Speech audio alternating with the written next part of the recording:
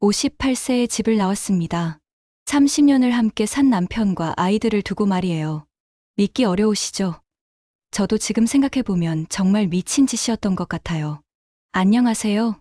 저는 박미영이라고 합니다. 지금 이 편지를 쓰고 있는 건 제가 30년 동안 살았던 집이 아닙니다. 믿기 어려우시겠지만 저는 58세에 집을 나왔거든요. 58세에 집을 나왔다고 하면 사람들이 제일 먼저 묻는 게 있어요. 남편이 바람이라도 폈나요? 도박이라도 했나요? 시댁에서 구박이라도 심하게 했나요? 아니에요. 그런 극적인 이유가 있었다면 오히려 쉬웠을 거예요. 남편은 바람 피우지 않았고 도박도 안 했고 시댁은 일찍 돌아가셔서 갈등도 없었어요. 그럼 왜 나왔냐고요? 너무 평범해서 견딜 수 없었거든요. 이상하게 들리시죠? 평범한 게 뭐가 문제냐고 하실 수도 있어요. 하지만 저에게는 그 평범함이 질식할 것 같은 감옥이었어요. 결정적인 순간은 작년 크리스마스였어요. 아침에 일어나서 딸 수진이한테 전화했어요. 수진아, 오늘 크리스마스인데 우리 가족 모여서 저녁이라도 먹을까? 엄마, 죄송해요. 남자친구랑 부산 여행 가기로 했어요. 아들 준호한테도 전화했어요. 준호야, 너라도 와서 같이 저녁 먹자. 엄마, 친구들이랑 모임 있어서 못 갈 것 같아요. 그렇게 30년 만에 처음으로 남편과 둘이서만 크리스마스를 보내게 됐어요. 처음엔 설레기도 했어요. 오랜만에 우리 둘만의 시간을 가질 수 있겠구나. 점심때쯤 남편한테 조심스럽게 물어봤어요. 여보, 오늘 크리스마스인데 외식이라도 할까요? 아니면 영화라도 보러 갈까요? 남편이 TV에서 눈을 떼지도 않고 대답했어요. 크리스마스가 뭐 대수라고. 그냥 집에서 먹으면 되지. 괜히 돈 쓰지 말고. 그 순간 정말 머리가 하얘졌어요. 30년을 함께 살았는데 1년에 단 하루인 크리스마스조차 특별하게 보내고 싶어 하지 않는다는 거예요. 그래도 오늘은 특별한 날인데, 특별한 날. 우리 나이에 무슨 특별한 날이야. 철없게. 그 말을 듣는 순간 가슴이 무너져 내렸어요. 철없게라는 말이 제일 아팠어요. 그날 저녁 남편은 평소처럼 소파에 앉아서 TV를 봤어요. 연말 특집 프로그램이었는데 화면에서는 사람들이 웃고 떠들면서 즐거워하고 있었어요. 저는 주방에서 설거지를 하면서 그 소리를 듣고 있었는데 갑자기 이런 생각이 들었어요. 나는 지금 뭘 하고 있는 거지? 이게 내가 꿈꿨던 인생이었나? 설거지를 하면서 눈물이 났어요. 왜 우는지도 정확히 모르겠는데 그냥 너무 슬펐어요. 그때 문득 궁금해졌어요. 결혼하기 전 나는 어떤 사람이었을까? 그래서 그날 밤 다락방으로 올라갔어요. 오래된 상자들이 먼지를 뒤집어 쓰고 쌓여 있었는데 그 중에서 대학 시절 쓰던 일기장을 찾았어요. 정말 오랜만에 보는 거였어요. 빛바랜 노란색 표지의 일기장이었는데 일기장을 펼쳐보는 순간 깜짝 놀랐어요. 거기에는 지금의 저와는 완전히 다른 사람이 있었거든요. 오늘 문학 동아리에서 제가 쓴 시를 발표했는데 선배들이 정말 좋다고 해주셨어요. 특히 김 선배님이 내 시에는 진정성이 있다고 말씀해 주셨을 때 정말 기뻤어요. 언젠가는 꼭 책을 내보고 싶어요. 오늘은 학교 문예지에 제 소설이 실린다는 소식을 들었어요. 비록 단편이지만 제 글이 활자로 찍혀서 나온다니 꿈만 같아요. 결혼을 해도 제 꿈을 포기하지 않을 거예요. 아이를 낳아도 틈틈이 글을 쓸 거고 언젠가는 정말 멋진 소설가가 될 거예요. 이런 글들을 읽으면서 눈물이 주르르 나왔어요. 20대의 저는 이렇게나 당당하고 꿈이 많았구나. 그런데 지금의 저는 뭐가 됐나 싶었거든요. 일기장의 마지막 페이지에는 이런 글이 써 있었어요. 곧 결혼을 앞두고 있어요. 설레기도 하고 무섭기도 해요. 하지만 한 가지는 확실해요. 결혼을 해도 저는 저답게 살 거예요. 제 꿈을 잃지 않을 거고 제 색깔을 잃지 않을 거예요. 그게 진짜 행복한 결혼 생활이라고 생각하거든요. 그 글을 읽는 순간 정말 마음이 아팠어요. 29살의 박미영이 58살의 박미영을 본다면 뭐라고 할까요? 언니, 이게 뭐예요? 이게 언니가 꿈꿨던 인생이에요? 아마 그렇게 실망할 것 같았어요. 그날 밤 새벽까지 그 일기장을 다 읽었어요. 읽으면서 계속 울었어요. 20대의 제가 얼마나 생기 넘치고 당당했는지, 그리고 지금의 저와 얼마나 다른 사람인지 너무 충격적이었어요. 그 다음 날부터 이상하게 모든 게 다르게 보이기 시작했어요. 아침에 남편 출근시키고 빨래하고 청소하고 저녁 준비하고 지금까지는 당연하다고 생각했던 일들이 갑자기 너무 무의미하게 느껴졌어요. 나는 대체 뭘 위해서 살고 있는 거지? 이런 생각이 머릿속을 떠나지 않았어요. 며칠 후 고등학교 동창 모임이 있었어요. 20년 만에 참석한 모임이었는데 거기서 정말 충격적인 이야기를 들었어요. 제 친구 영희가 혼자 펜션을 운영하고 있다는 거예요. 영희는 저보다 2살 위인데 5년 전에 이혼하고 혼자 살고 있다고 하더라고요. 처음엔 어머, 불쌍해라 했는데 영희를 보니까 전혀 불쌍해 보이지 않았어요. 오히려 제가 기억하는 고등학교 때의 영희 그대로였어요. 눈이 반짝반짝 살아있고 자신감 넘치고. 미영아, 나 요즘 너무 행복해. 정말? 응. 물론 경제적으로는 예전보다 힘들지만 처음으로 내가 하고 싶은 대로 살고 있거든. 아침에 일어나는 것부터 밤에 잠드는 것까지 모든 게 내 선택이야. 영희 말을 듣는 순간 가슴이 뛰었어요. 내 선택. 언제 마지막으로 제가 진짜 원해서 선택한 게 있었을까요? 집에 돌아와서 생각해보니까 정말 오랫동안 제 의지로 뭔가를 선택한 기억이 없었어요. 항상 남편 의견에 따라 아이들 스케줄에 맞춰 다른 사람들 눈치를 보면서 그렇게 살아왔던 거예요. 그날 밤 거울을 봤어요. 거기에는 58세의 지친 아줌마가 서 있었어요. 언제부턴가 화장하는 것도 귀찮아하고 옷도 대충 입고 그냥 살아있기만 한 사람이 되어 있었더라고요. 그때 정말 큰 결심을 했어요. 이대로는 안 되겠다. 나도 내 인생을 살아보자.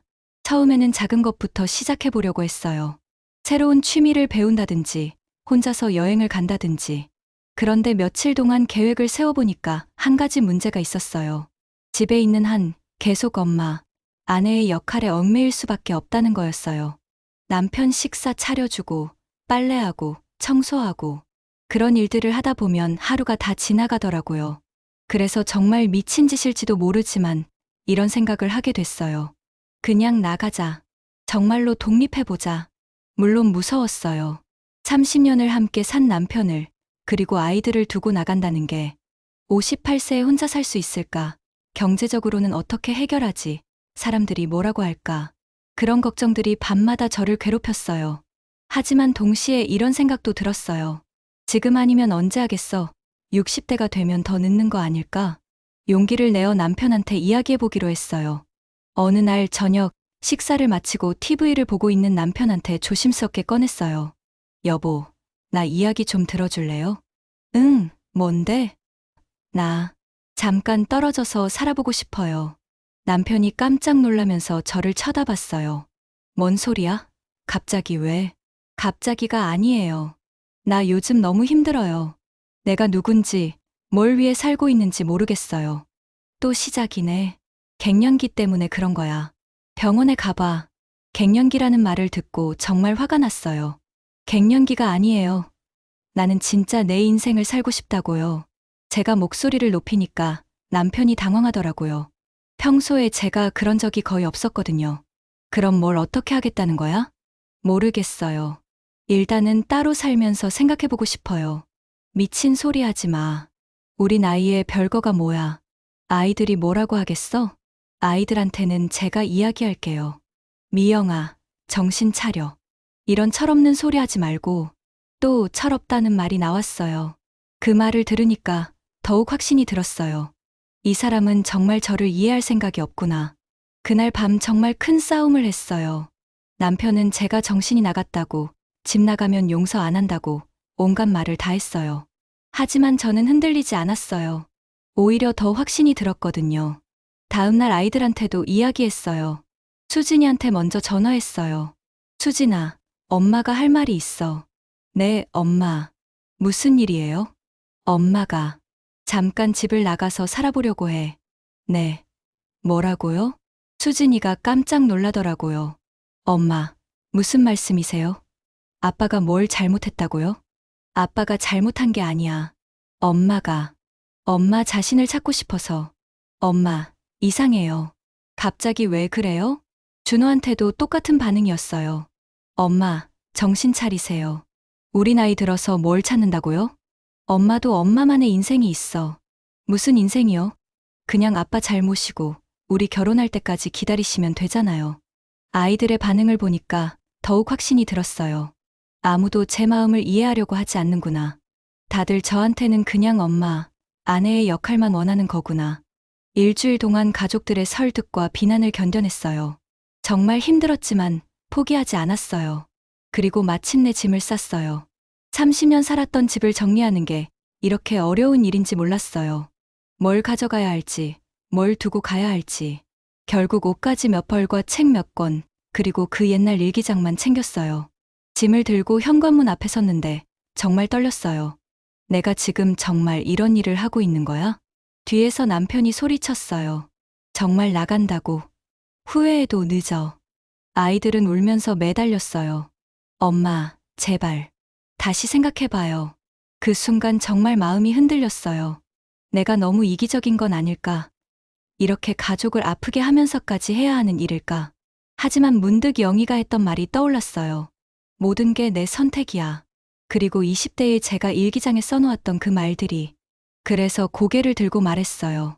미안해요. 하지만 나도 내 인생을 살아볼 권리가 있어요. 그리고 정말로 집을 나왔어요.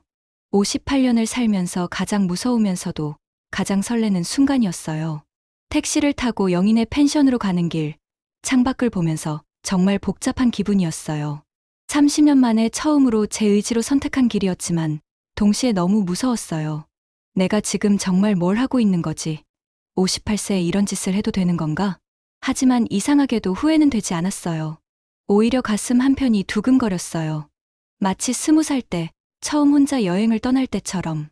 영인의 펜션에 도착했을 때가 밤 9시쯤이었어요. 택시에서 내려서 작은 가방을 들고 서 있는데 갑자기 현실감이 밀려왔어요. 정말 여기서 살아야 하는 거야?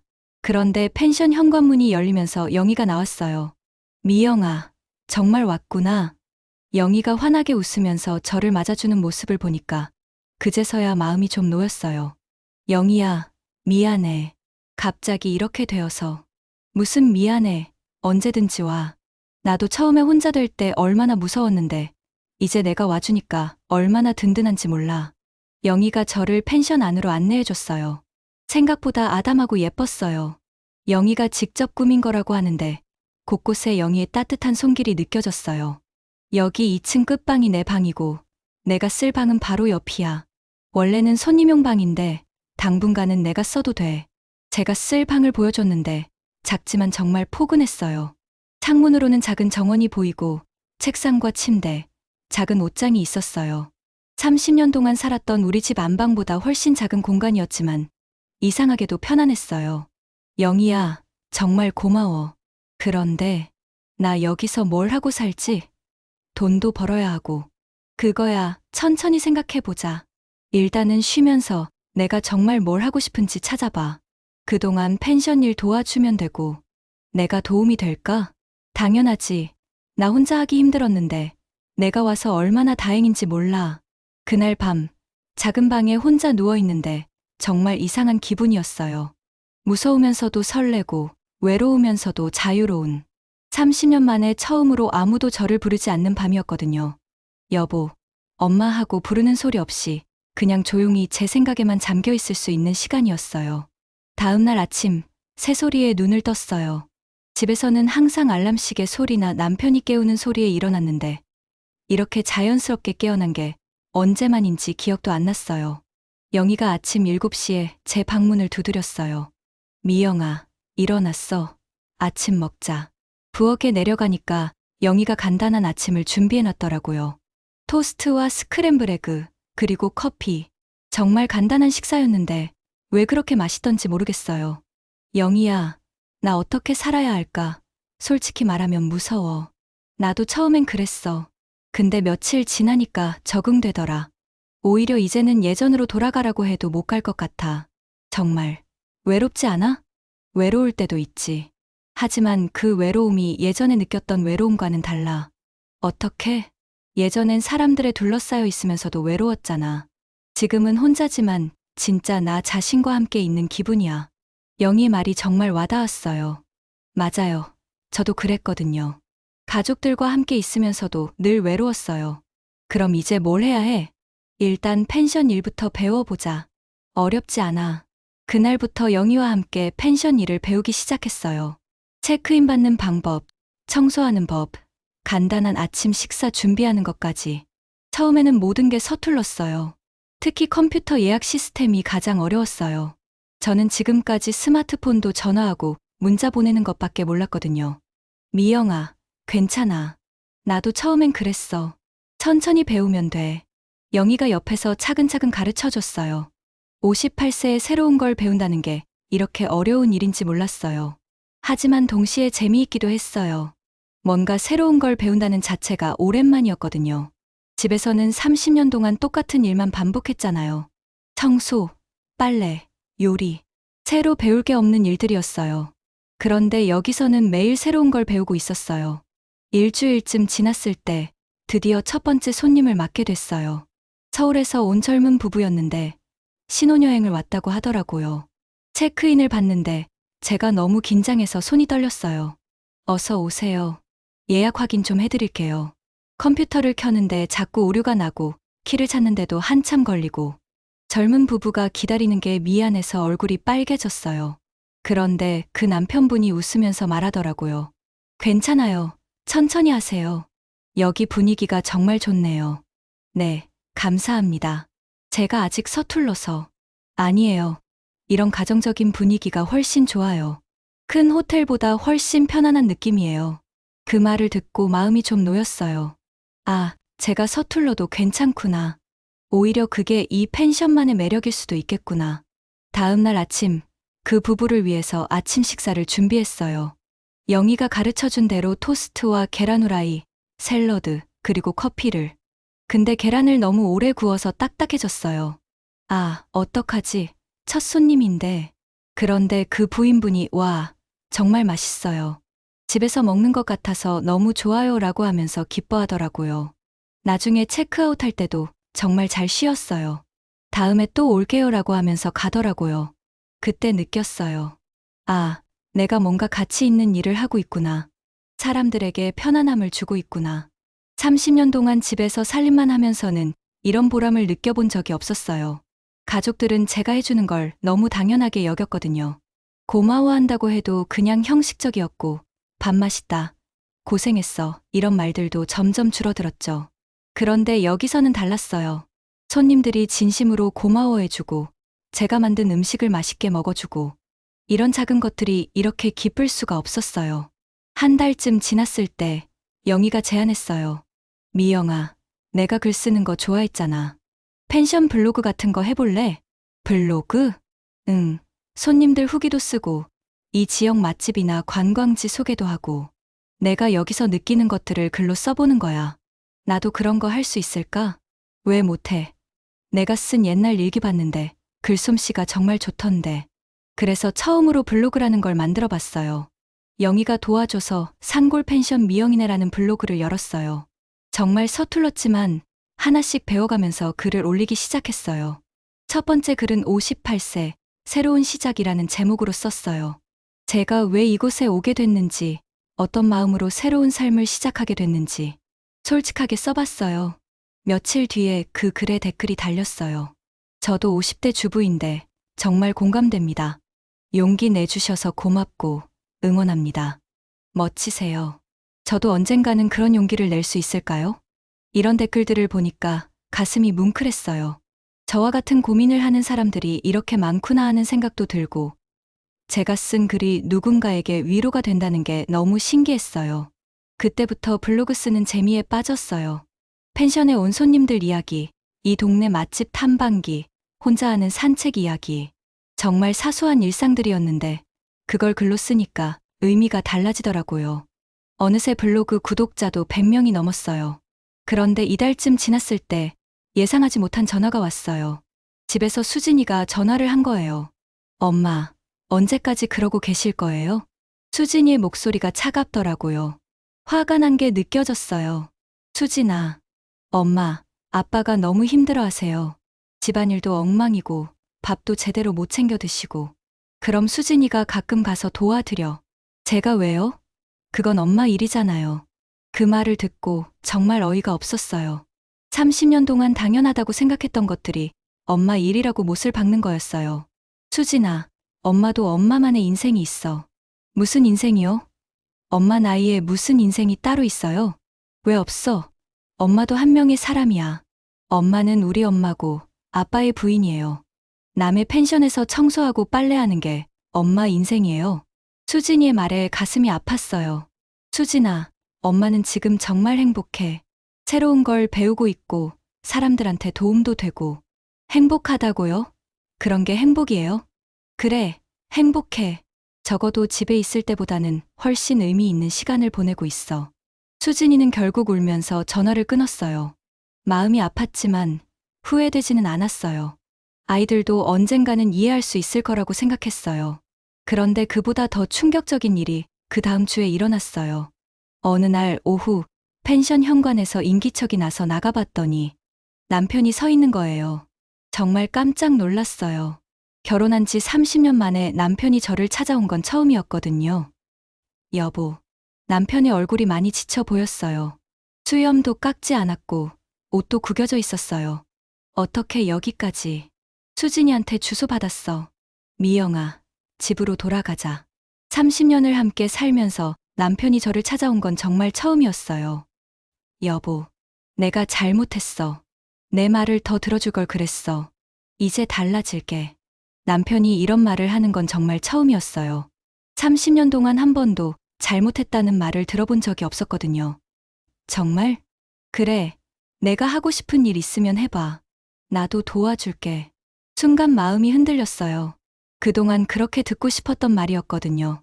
하지만 동시에 이상한 기분도 들었어요. 여보, 미안한데. 나 지금 여기서 하는 일이 재미있어.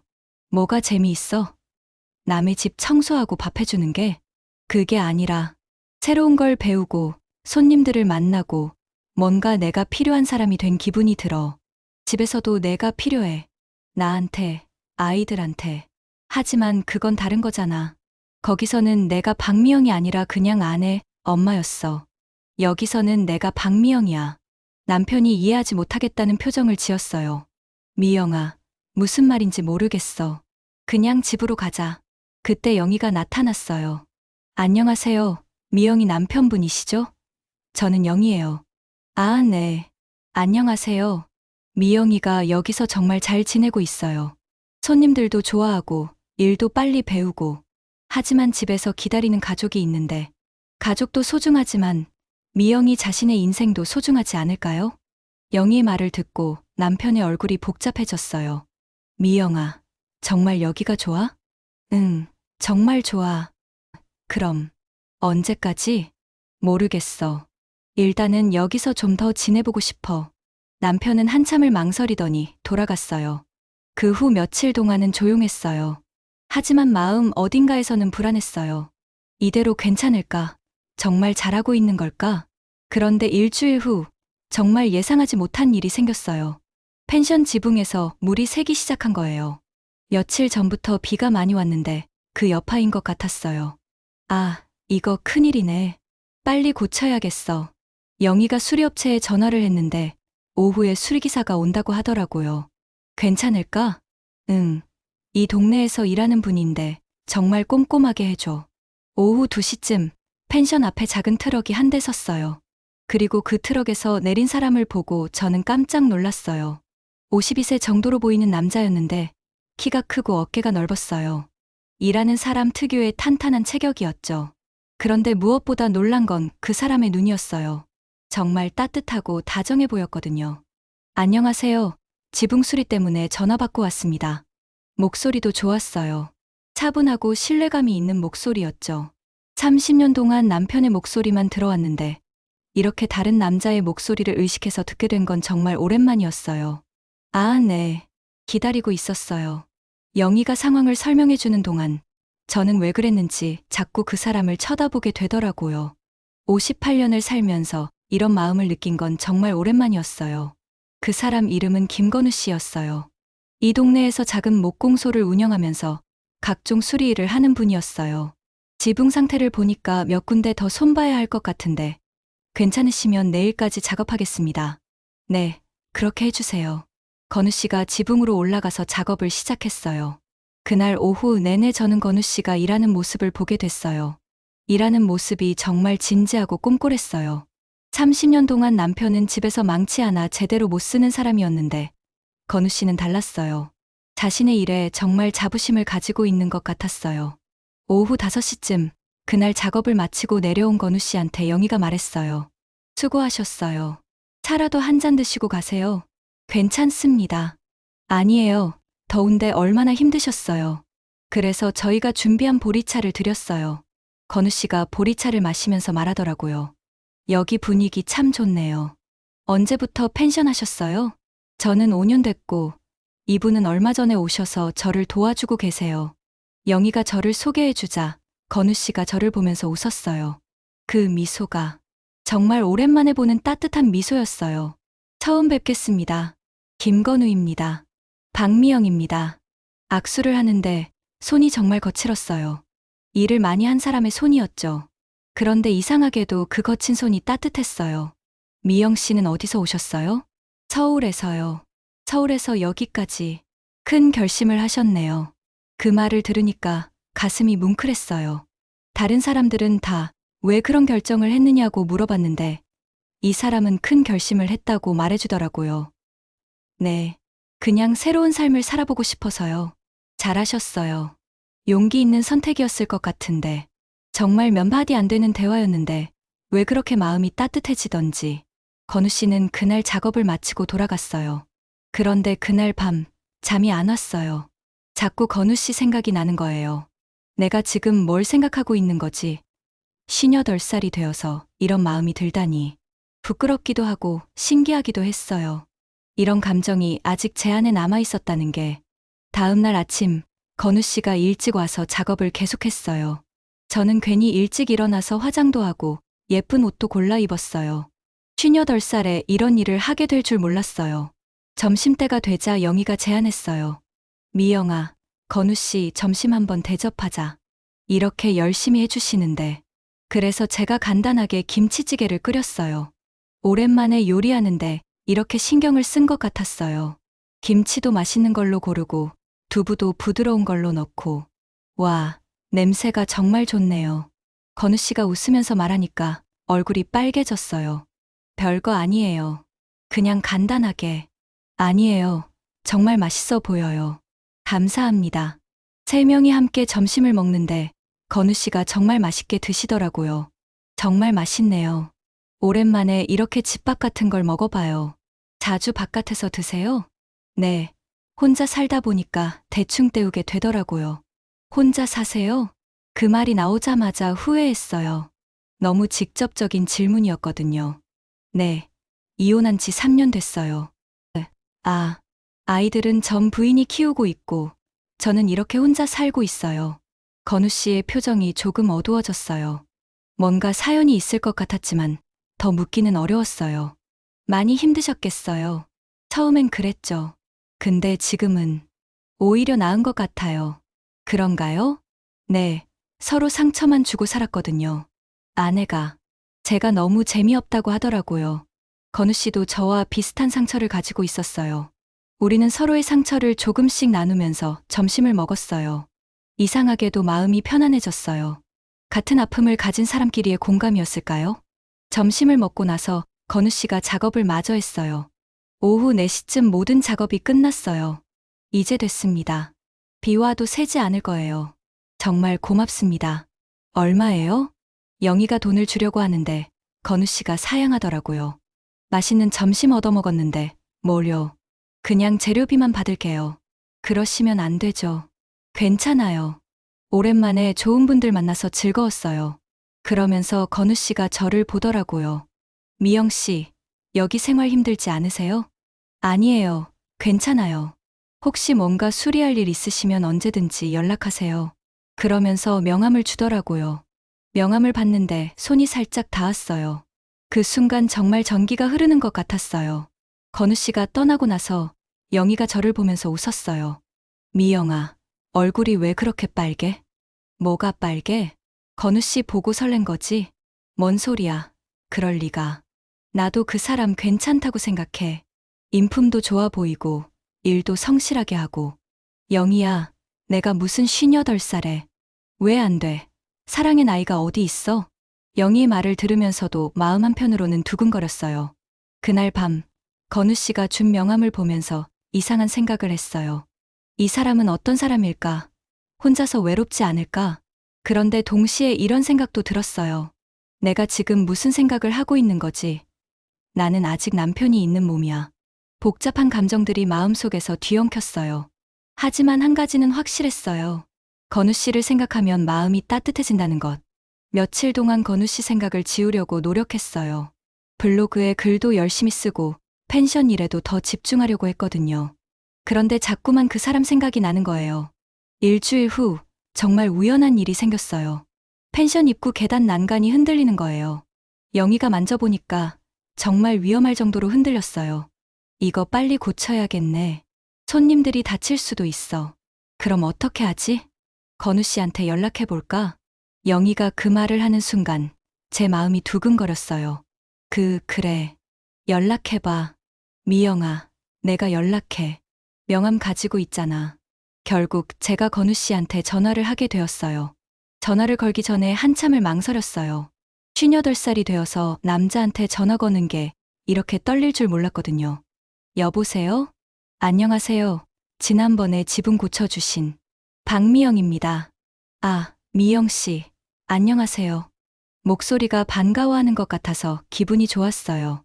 죄송한데 펜션 계단 난간이 좀 위험해서 시간 되실 때 한번 봐주실 수 있을까요? 네, 물론이죠. 내일 오후에 가도 될까요? 네, 감사합니다. 전화를 끊고 나서 얼굴이 빨개진 걸 느꼈어요. 다음 날 오후 건우 씨가 왔어요. 이번에는 더 자연스럽게 인사를 나눴어요. 작업을 하는 동안 저는 차를 끓여 갖다 드렸어요. 수고하세요. 감사합니다. 건우 씨가 차를 받으면서 제 손에 살짝 손을 댔어요. 그 순간 또다시 전기가 흐르는 것 같았어요. 미영 씨. 네. 혹시 시간 되시면 저녁 같이 드실래요? 그 말을 듣고 가슴이 두근거렸어요. 58살의 남자한테 데이트 신청을 받다니. 저녁을요? 네. 이 동네에 괜찮은 식당이 있어요. 감사의 표현이라고 할까요? 하지만 싫으시면 괜찮아요. 아니에요. 좋아요. 제가 너무 빨리 대답해서 건우 씨가 웃었어요. 그날 저녁 동네 작은 한식당에서 함께 식사를 했어요. 건우 씨의 어린 시절, 목공일을 시작하게 된 계기. 정말 다양한 이야기를 나눴어요. 미영 씨는 글을 쓰신다고 들었어요. 블로그인데 별거 아니에요. 별거 아니긴요. 한번 보여주세요. 건우 씨의 격려를 받으니까 기분이 좋았어요. 펜션으로 돌아오면서 건우 씨가 말했어요. 미영 씨, 오늘 정말 즐거웠어요. 저도요. 혹시 다음에 또 만날 수 있을까요? 좋아요. 하지만 저 아직 법적으로는 기혈자예요. 미영 씨, 저는 조급하지 않아요. 그냥 좋은 친구로 지내면 되지 않을까요? 그렇게 우리는 조금씩 가까워지기 시작했어요. 하지만 마음 한편에는 항상 불안이 있었어요. 이런 마음을 가져도 되는 걸까? 사람들이 알게 되면 어떡하지? 그런데 한 달 후, 정말 예상하지 못한 일이 생겼어요. 준호가 갑자기 펜션으로 찾아온 거예요. 엄마, 소문 들었어요. 무슨 소문? 엄마가 여기서 남자랑 만나고 다닌다는 소문이요. 그 말을 듣는 순간 온몸이 얼어붙었어요. 준호야, 엄마, 답해주세요. 정말 다른 남자가 있어요? 준호의 눈에 실망과 분노가 섞여 있었어요. 제가 뭐라고 대답해야 할지 몰랐어요. 그 순간 저는 큰 선택의 기로에 서 있다는 걸 느꼈어요. 거짓말을 할 수도 있었지만, 그러면 건우 씨에게도, 제 자신에게도 거짓말을 하는 거였어요. 준호야, 앉아서 얘기하자. 앉아서 얘기할 것도 없어요. 그냥 답만 해주세요. 준호야. 제가 목소리를 높이자 준호가 놀란 표정을 지었어요. 엄마 말 좀 들어봐. 엄마는 30년 동안 가족만을 위해 살았어. 그런데 이제 조금 내 행복을 찾으려고 하는데 왜 그게 잘못된 거야? 하지만 엄마는 기혼자잖아요. 맞아, 기혼자야. 하지만 그게 내가 평생 불행하게 살아야 한다는 뜻은 아니야. 엄마, 정말 실망이에요. 이렇게 가족을 버리고 나와서 다른 남자까지. 준호야, 엄마가 언제 가족을 버렸어? 30년 동안 나 자신은 버리고 살았지. 가족을 버린 적은 없어. 준호와 처음으로 정면 충돌을 한 거였어요. 하지만 더 이상 물러설 수 없었어요. 그럼 지금은 뭐예요? 집을 나와서 다른 남자랑. 그래, 맞아. 엄마도 이제 사랑받고 싶어. 한 명의 여자로서 사랑받고 싶다고. 그때 영희가 조심스럽게 다가왔어요. 준호야, 내 엄마 얘기 좀 들어봐. 영희 이모도 엄마 편을 드시는 거예요? 편을 드는 게 아니라 사실을 말하는 거야. 내 엄마가 여기서 얼마나 달라졌는지 보면. 달라졌다고요? 가족을 버리고 다른 남자한테 가는 게 달라진 거예요? 준호야, 내 엄마는 가족을 버린 게 아니야. 자신을 찾은 거야. 준호가 대답하지 못했어요. 아마 그런 걸 생각해 본 적이 없었을 거예요. 그날 밤, 준호는 펜션에서 하룻밤을 자고 갔어요. 저녁 내내 서로 말이 없었어요. 다음 날 아침, 준호가 떠나기 전에 마지막으로 말했어요. 엄마, 정말 마지막으로 말씀드려요. 집으로 돌아오세요. 준호야, 그 사람과는 더 이상 만나지 마세요. 우리 가족을 위해서라도. 만약에 엄마가 그렇게 하지 않으면? 준호가 잠깐 망설이더니 말했어요. 그럼 엄마를 제 엄마로 인정할 수 없어요. 그 말이 가슴에 비수처럼 꽂혔어요. 제가 낳고 기른 아들이 저에게 이런 말을 하다니. 준호가 떠나고 나서 저는 며칠 동안 정말 힘들었어요. 건우 씨는 연락이 없었고 준호의 말이 계속 머릿속에서 맴돌았어요. 내가 정말 잘못된 선택을 하고 있는 건 아닐까? 영희가 옆에서 지켜보다가 말했어요. 미영아, 너무 자책하지 마. 내가 잘못한 게 없어. 하지만 준호 말도 일리가 있어. 나는 아직 기혼자고. 그럼 이혼하면 되잖아. 이혼. 응, 이혼. 이미 마음으로는 끝난 결혼을 법적으로도 정리하는 거야. 영희의 말에 깜짝 놀랐어요. 이혼이라는 건 진지하게 생각해 본 적이 없었거든요. 하지만 30년을 함께 살았는데 그 30년이 행복했어? 저는 대답할 수 없었어요. 행복했다고 말할 수 없었거든요. 며칠 후 수진이도 민수와 함께 찾아왔어요. 엄마, 저 임신했어요. 기쁜 소식이었지만 이런 상황에서 들으니까 더욱 복잡했어요. 수진아, 축하해. 정말 기뻐. 기뻐요? 이런 상황에서요? 상황이 어떻든 새 생명은 축복이야. 엄마, 제발 집으로 돌아와요. 아이를 위해서라도. 수진이가 울면서 매달렸어요.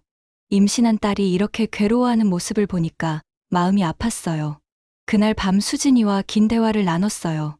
엄마, 정말 그 사람을 사랑해요? 사랑이라는 게 뭔지 잘 모르겠어. 하지만 그 사람과 있으면 행복해. 아빠와는 달라요? 완전히 달라. 아빠와는 30년 동안 살았지만 진짜 대화를 나눈 적이 별로 없어. 수진이가 한참 생각하더니 말했어요. 엄마, 저도. 엄마가 행복했으면 좋겠어요. 하지만 아빠와도 한번 더 진솔하게 이야기해보세요. 수진아, 정말 안 되면 그때 결정하세요. 수진이의 말에 마음이 조금 놓였어요. 며칠 후 남편한테서 전화가 왔어요. 미영아, 한번 만나자. 여보, 아이들한테 다 들었어. 우리 진짜 마지막으로 이야기해보자. 다음 날 오후 남편이 펜션에 왔어요. 몇 달 만에 보는 남편은 많이 달라져 있었어요. 근처 카페에서 마주 앉았어요. 한참 동안 서로 말이 없었어요. 미영아, 정말 나와는 끝인가? 여보, 솔직히 말해줘. 정말 나한테는 마음이 전혀 없어? 남편의 목소리에 슬픔이 묻어 있었어요. 30년 만에 처음 듣는 진솔한 목소리였어요. 여보, 우리 언제부터 이렇게 됐을까? 모르겠어. 언제부턴가. 너와 나 사이에 벽이 생긴 것 같았어. 맞아. 그 벽이 점점 높아졌지. 내가 너를 잘못 대했나? 잘못 대한 건 아니야. 하지만 관심이 없었어. 나한테. 남편이 고개를 끄덕였어요. 인정해. 나는 내가 항상 거기 있을 거라고 생각했어. 당연하게 여겼지. 응. 미영아, 이제라도 늦지 않았을까? 우리 다시 시작해보자. 여보, 나도 변할게. 정말로 변할게. 남편의 간절한 모습을 보니까 마음이 아팠어요. 하지만 동시에 이런 생각도 들었어요. 지금 와서 변한다고 해도 이미 늦은 건 아닐까? 여보, 고마워. 하지만 다른 남자 때문이야? 그것만은 아니야. 나는 이제 다른 사람이 됐어. 예전의 박미영이 아니야. 무슨 뜻이야? 여보는 30년 전의 나를 원하고 있어. 하지만 그 사람은 이제 없어. 남편이 혼란스러운 표정을 지었어요. 미영아, 나는 너를 사랑해. 30년 만에 듣는 사랑한다는 말이었어요. 하지만 이상하게도 가슴이 뛰지 않았어요. 여보, 나도 사랑했어. 정말로. 하지만 이제는 정말 끝인가? 응, 끝이야. 남편의 눈에 눈물이 맺혔어요. 미영아, 마지막으로 한 가지만 부탁할게. 뭐, 그 사람, 정말 좋은 사람이야? 응, 정말 좋은 사람이야. 너를 행복하게 해줄 사람이야? 그런 것 같아. 남편이 한참 생각하더니 말했어요. 그럼, 이혼하자. 여보, 나도 이제 놓아줄게. 대신, 행복하게 살아. 그렇게 우리는 30년 결혼 생활을 정리하기로 했어요. 이혼 절차는 생각보다 복잡했어요. 서류도 많고, 법원에도 몇 번 가야 했고, 하지만 남편이 협조적이어서 큰 어려움은 없었어요. 이혼이 확정되고 나서 저는 건우 씨한테 연락했어요. 건우 씨, 저예요. 미영 씨, 어떻게 만날 수 있을까요? 할 말이 있어요. 그날 저녁 건우 씨와 만났어요. 남편과 이혼하기로 했다는 이야기를 해줬어요. 미영 씨, 저 때문에 그런 결정을 하신 건 아니죠? 아니에요. 이미 마음으로는 끝난 관계였어요. 하지만 건우 씨, 저는 이제 정말 자유로워졌어요. 건우 씨의 눈에 눈물이 맺혔어요. 미영 씨, 정말 괜찮아요. 후회하지 않으실까요? 후회 없어요. 오히려 이제야 진짜 제 인생을 시작하는 것 같아요. 그렇게 저는 새로운 선택을 했어요. 6개월 후 건우 씨가 프러포즈했어요. 미영 씨, 저희 결혼하면 어떨까요? 갑작스러운 제안에 놀랐지만 마음은 이미 정해져 있었어요. 좋아요. 59세와 52세의 늦은 결혼이었지만 첫 결혼보다 훨씬 설렜어요. 결혼식은 간소하게 하기로 했어요. 가족들과 가까운 친구들만 초대해서. 그런데 예상하지 못한 사람이 결혼식에 참석하겠다고 했어요. 전 남편이었어요.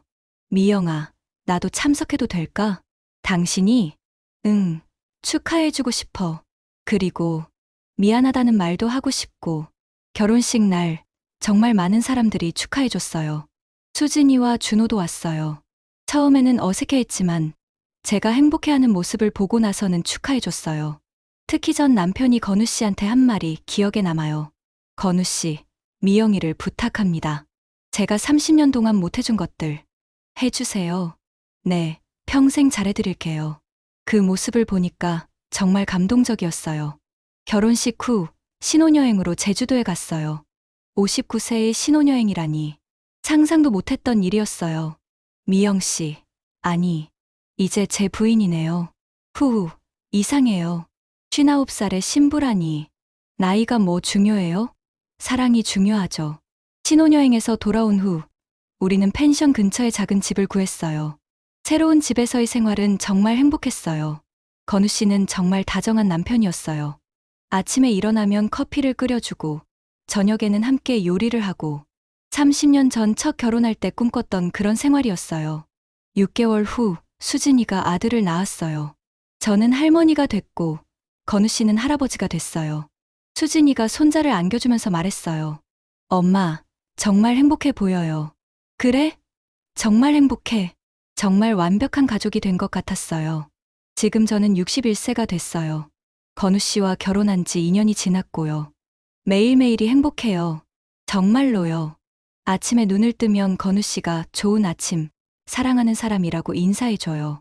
61세의 사랑하는 사람이라는 호칭을 들으니까 여전히 얼굴이 빨개져요. 30년 결혼 생활에서는 한 번도 들어보지 못했던 말이었거든요. 요즘 저희 일상은 이래요. 아침에 일어나면 함께 산책을 나가요. 동네 한 바퀴 돌면서 오늘 할 일들을 이야기하고 어제 있었던 재미있는 일들을 나누고 이런 소소한 대화가 이렇게 행복할 줄 몰랐어요. 건우 씨는 여전히 목공소를 운영하고 있어요. 요즘에는 제가 가끔 도와주기도 해요. 나무에 글씨를 새기는 일이라든지 간단한 마감 작업이라든지 61세의 새로운 재능을 발견하다니 삶이 정말 신기해요. 미영 씨, 손재주가 좋으시네요. 건우 씨가 이렇게 말해줄 때마다 마음이 뿌듯해요. 제 블로그는 지금 구독자가 2만 명이 넘었어요. 처음 시작할 때는 상상도 못했던 일이에요. 매일 댓글들을 읽는 게 제 하루의 낙이 되었어요. 미영 씨 덕분에 55세에 새로운 일을 시작할 용기를 냈어요. 60세에 대학원에 진학했습니다. 꿈을 포기하지 않아서 감사해요. 이혼 후 새로운 사랑을 만났어요. 나이는 정말 숫자에 불과하네요. 이런 댓글들을 볼 때마다 가슴이 벅차요. 제 작은 용기가 이렇게 많은 분들에게 힘이 되고 있다니. 작년에는 58세, 나를 위한 선택이라는 책도 냈어요. 20대에 꿈꿨던 작가의 꿈이 60세에 이뤄진 거예요. 책이 출간됐을 때 정말 많은 반응이 있었어요. 특히 50대, 60대 여성들로부터 많은 공감을 받았어요. 저도 용기를 내보고 싶어요. 미영 씨 덕분에 제 인생을 다시 생각해보게 됐어요. 이런 메시지들을 받을 때마다 뿌듯했어요. 요즘은 중년 여성을 위한 라이프 코칭, 온라인 강의도 준비하고 있어요. 나를 위한 선택하기, 새로운 취미 찾기, 늦은 사랑 시작하기 같은 주제들로 강의를 만들 계획이에요. 가족들과의 관계도 예전보다 훨씬 좋아졌어요. 수진이는 이제 제 가장 든든한 지지자가 됐어요. 엄마, 정말 대단하세요. 책도 내고, 강의도 준비하고, 저도 엄마처럼 용감한 사람이 되고 싶어요. 수진이가 이렇게 말해줄 때마다 뿌듯해요. 딸에게 좋은 롤모델이 된 것 같아서. 준호도 많이 변했어요. 처음에는 그렇게 반대했던 아이가 이제는 건우 씨를 진짜 아버지처럼 대해요. 어머니, 정말 행복해 보이세요. 제가 처음에 반대한 거 죄송해요. 준호야, 괜찮아. 내가 걱정하는 마음도 이해해. 이제는 어머니 선택이 옳았다는 걸 알겠어요. 전 남편과도 가끔 연락을 주고받아요. 서로 안부를 묻고, 손자 이야기도 하고, 이제는 정말 좋은 친구가 된 것 같아요. 미영아, 내가 행복해 보여서 나도 기뻐. 나도 요즘 새로운 취미를 시작했어. 정말, 무슨 취미? 등산이야. 등산 모임에 나가서 새로운 사람들도 만나고, 혼자 사는 것도 나쁘지 않네. 전 남편도 나름대로 새로운 인생을 찾아가고 있는 것 같아서 다행이었어요. 손자 은우는 이제 돌이 지났어요. 건우 씨를 할아버지라고 부르면서 무척 잘 따라요. 할아버지가 만든 거야, 은우야. 아바지, 아직 발음이 서툴러서 이렇게 말해요. 이런 모습을 보면 정말 완벽한 가족이 된 것 같아요. 영희와는 여전히 절친한 친구예요. 저희 집이 펜션 근처라서 자주 만나거든요. 미영아, 정말 잘했어. 3년 전 결정이 신의 한 수였네. 영희야, 내가 있어서 가능했어. 고마워. 영희도 요즘 좋은 분을 만나고 있어요. 65세의 새로운 사랑이라니 정말 나이는 숫자에 불과한 것 같아요. 어제는 동네 카페에서 30대 젊은 여성분이 저한테 다가오더라고요. 혹시 박미영 작가님이세요? 네, 맞아요. 와, 정말 반가워요. 어머님이 작가님 책 보시고 용기 내서 62세에 새로운 일을 시작하셨어요. 정말요? 대단하시네요. 네, 작가님 덕분이라고 하시면서 정말 감사해하세요. 이런 일이 생길 때마다 제가 한 선택이 정말 옳았다는 확신이 들어요. 가끔 길을 걸으면서 생각해요. 만약 3년 전 그날 용기를 내지 않았다면 어떻게 됐을까? 아마 지금도 그 답답한 집에서 남편 뒤치다꺼리나 하면서 살고 있었겠죠. 아무도 저를 박미영이라고 부르지 않는 그런 삶을요. 하지만 지금은 달라요. 매일 아침 일어날 때마다 설레요. 오늘은 또 어떤 새로운 일이 생길까? 어떤 새로운 사람을 만날까? 어떤 새로운 걸 배울까? 61세인 지금이 20대보다 더 활기차고 행복해요. 정말이에요. 이 이야기를 듣고 계신 분들 중에서 혹시 저와 비슷한 고민을 하고 계신 분이 있다면 꼭 말씀드리고 싶어요. 나이는 정말 숫자에 불과해요. 50세든 60세든 70세든 새로운 시작을 하기에 늦은 나이는 없어요. 물론 쉽지 않아요. 저도 정말 많이 고민했고 무서웠고 후회도 했어요. 가족들의 반대도 견뎌야 했고 사람들의 시선도 감당해야 했어요. 하지만 그 모든 걸 이겨낼 만한 가치가 있었어요. 지금의 행복을 생각하면 그때의 고생은 정말 아무것도 아니에요. 여러분도 용기를 내세요. 늦었다고 생각하지 마세요. 다른 사람들 눈치 보지 마세요. 가족들이 반대한다고 포기하지 마세요. 여러분의 인생은 여러분 것이에요. 다른 누구도 대신 살아줄 수 없어요. 저는 58세에 새로운 선택을 했어요. 많은 분들이 너무 늦었다, 무모하다고 했어요. 하지만 지금 돌이켜보면 그때가 제 인생의 진짜 시작이었어요. 사랑도 마찬가지예요. 나이가 많다고 해서 사랑을 포기할 필요는 없어요. 진정한 사랑에는 나이가 없어요. 저는 59세에 진짜 사랑을 만났어요. 그 전에 30년보다 지금의 인연이 훨씬 더 알차고 행복해요. 꿈도 포기하지 마세요. 저는 60세에 작가가 됐어요. 20대에 꿈꿨던 일이 40년 뒤에 이뤄진 거예요. 늦었다고 생각했지만 오히려 지금이 더 좋은 때인 것 같아요. 인생 경험이 풍부해서 더 깊이 있는 글을 쓸 수 있거든요. 새로운 일도 두려워하지 마세요. 저는 58세에 컴퓨터를 배웠고 59세에 블로그를 시작했고 61세에 목공일을 배웠어요. 배우는데 나이는 상관없어요. 오히려 나이가 들어서 배우는 게 더 진지하고 재미있어요. 가장 중요한 건 용기예요. 첫 발을 내딛는 용기, 변화를 받아들이는 용기, 실패를 두려워하지 않는 용기. 저도 처음에는 정말 무서웠어요. 58세에 집을 나간다는 게 얼마나 무모한 일인지 알고 있었거든요. 하지만 그 무모함이 저를 지금의 행복으로 이끌어줬어요. 혹시 지금 답답한 일상에 갇혀서 고민하고 계신다면 작은 변화부터 시작해보세요. 새로운 취미를 배우거나, 새로운 사람들을 만나거나, 새로운 곳을 여행하거나, 그런 작은 변화들이 모여서 큰 변화를 만들어내요. 저도 처음에는 블로그 하나로 시작했거든요. 가족들이 처음에는 반대할 수도 있어요. 저희 아이들도 그랬어요. 하지만 시간이 지나면서 이해하게 될 거예요. 특히 여러분이 행복해하는 모습을 보면 결국은 지지해줄 거예요. 가족의 행복은 개인의 행복에서 시작돼요. 여러분이 행복해야 가족도 행복할 수 있어요. 지금 저는 정말 행복해요. 매일 아침 눈을 뜨는 게 감사하고 하루하루가 소중해요. 61세인 지금이 제 인생에서 가장 행복한 시기예요. 여러분도 이런 행복을 누리셨으면 좋겠어요. 나이는 정말 숫자에 불과해요. 중요한 건 마음의 나이예요. 저는 61세이지만 마음은 20대 같아요. 매일 새로운 걸 배우고, 새로운 사람을 만나고, 새로운 경험을 하면서 살고 있어요. 여러분도 할 수 있어요. 저도 했는데 못할 게 없어요. 용기를 내세요. 여러분의 새로운 인생이 기다리고 있어요. 지금 옆에서 건우 씨가 메일 다 썼어요? 라고 물어보네요. 응, 이제 끝났어 라고 대답하면서 이 메일을 마무리해요. 내일은 또 어떤 새로운 하루가 기다리고 있을까요? 생각만 해도 설레요. 여러분의 내일도 설레는 하루가 되길 바라면서 행복한 61세 박미영 드림. 이 사연을 보내주신 박미영 씨 정말 고맙습니다. 많은 분들이 미영 씨의 용기 있는 선택에서 희망과 용기를 얻으셨을 거예요. 나이는 정말 숫자에 불과하다는 것, 언제든 새로운 시작이 가능하다는 것을 보여주신 미영 씨의 이야기가 많은 분들에게 감동과 용기를 전해드렸기를 바랍니다. 여러분도 미영 씨처럼 용기 있는 선택을 하시길, 그리고 진정한 행복을 찾으시길 응원합니다.